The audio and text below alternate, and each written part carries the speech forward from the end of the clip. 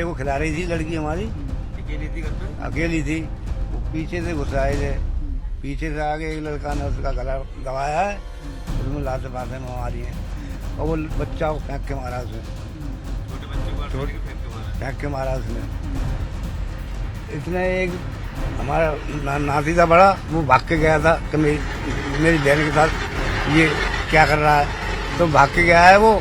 हमने तो खबर दी। हम उसने खबर दी है, तब हम आए यहाँ तक तो वो भाग गए। हमारी यही मांग है कि उन लोगों को फांसी होनी चाहिए, हाँ इंसाफ मिलना चाहिए। गाजियाबाद के ब्रिज बिहार इलाके में नाबालिग के साथ दुष्कर्म का मामला निकल के सामने आया है। जो पीड़िता हैं उनकी उम्र लगभग 14 साल बताई जा रही है। उनके जो बाबा हैं वो हमारे साथ हैं। कितने बजे आपको इस घटना के बारे में जानकारी मिली थी? परसों 6 बजे। 6 बजे, हाँ 6 बजे की बात है। काम के क्या हुआ था कुछ बताइए। वो एक बच्चे को खिला रही थी लड़की हमारी, अकेली थी घर पे? अकेली थी। वो पीछे से घुस आए थे, पीछे से आगे एक लड़का ने उसका गला दबाया है, उसमें लाते पाते में मारी है और वो बच्चा को फेंक के मारा उसने, छोटे बच्चे को आटे के फेंक के मारा उसने। इसने एक हमारा नाती था बड़ा, वो भाग के गया था कि मेरी बहन के साथ ये क्या कर रहा है, तो भाग के गया है वो। हमने तो खबर दी। हम उसने खबर दी है, तब हम आए यहाँ तक तो वो भाग गए। जब तक तो कितने लोग आए थे?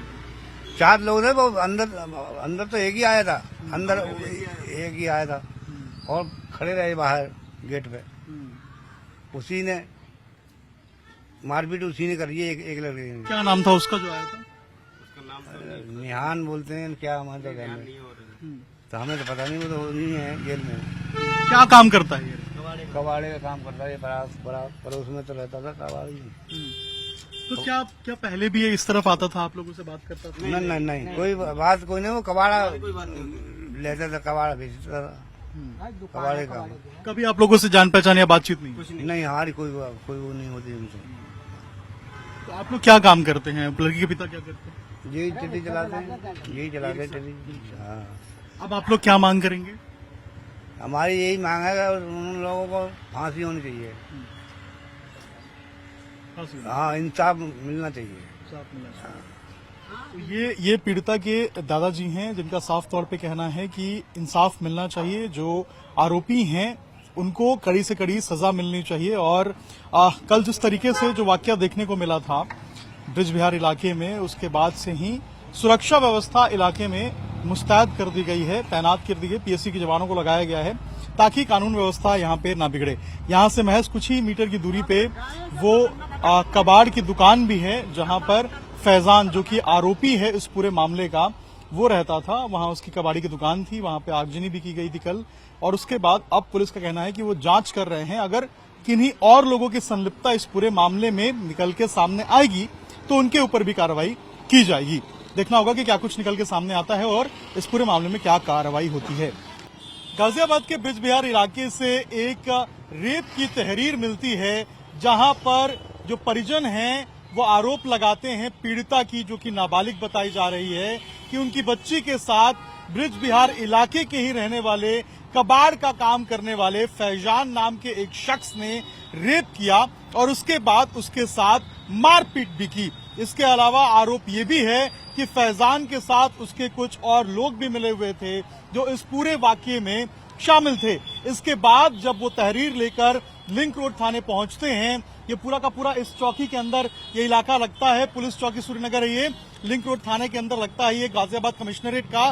तो यहाँ पर जो सारे पीड़िता के घर वाले थे, इसके अलावा जो आस पड़ोस के लोग थे, वो यहाँ पर पहुंचते हैं। और उसके बाद जो एक गिरफ्तारी फैजान की होती है, इसके अलावा जो बाकी बताया जा रहा है, परिवार की तरफ से ऐसा आरोप लग रहा है कि कुछ और भी लोग शामिल थे, उनकी गिरफ्तारी के लिए प्रेशराइज करने के लिए यहाँ पर भीड़ लगती है लोगों की। लोग यहाँ पर इकट्ठे होते हैं, भीड़ इतनी ज्यादा बढ़ जाती है कि भीड़ थोड़ी उग्र हो जाती है। और आसपास के इलाके में जो चौराहा आप देख रहे हैं सूर्यनगर मार्केट का, यहाँ पर आगजनी की जाती है। जो ई रिक्शाज होते हैं उनको आग के हवाले किया जाता है। कुछ लोग तोड़फोड़ भी करते हुए नजर आ रहे हैं। ऐसे में कल देर शाम जो पुलिस है वो यहाँ पर हल्का बल प्रयोग करते हुए, लाठीचार्ज करते हुए लोगों को यहाँ से तितर बितर करना शुरू करती है।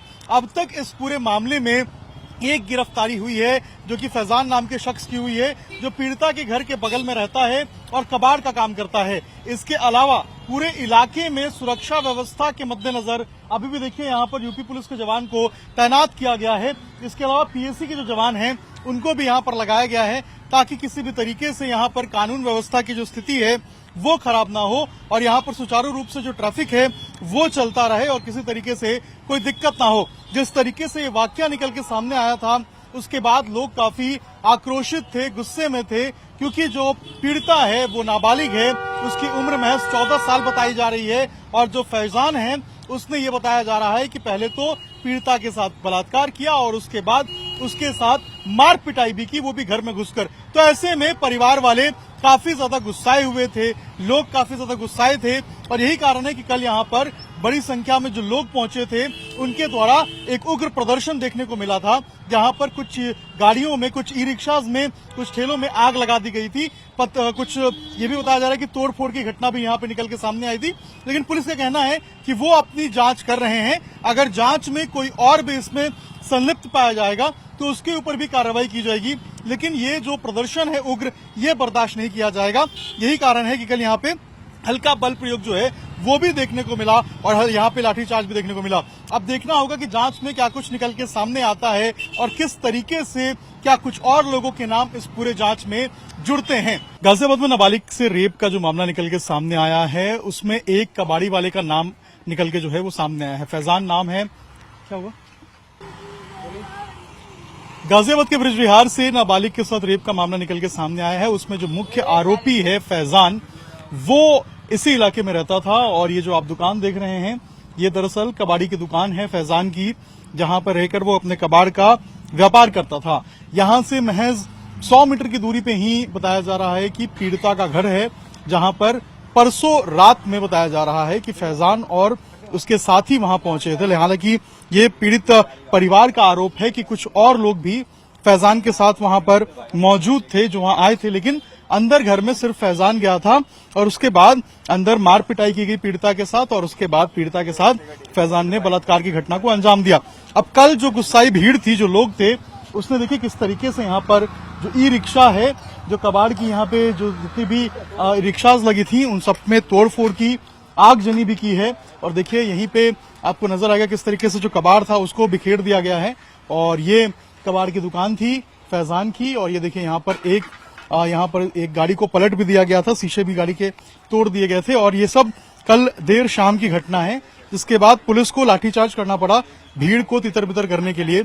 और आप समझिए कि यहीं से महज 50 से 100 मीटर की दूरी पे ही पीड़िता का घर है और ऐसे में फैजान हर दिन बताया जा रहा है कि पीड़िता को देखता था और परसों रात में वो यहां से निकला था और बगल से रास्ते जो अंदर जा रहा है वहीं पे जहां पीड़िता का घर है वहीं पे वो पीड़िता के घर के पिछले दरवाजे से वो अंदर पहुंचा और उसके बाद पीड़िता के साथ दुष्कर्म किया, उसके साथ मारपीट भी की।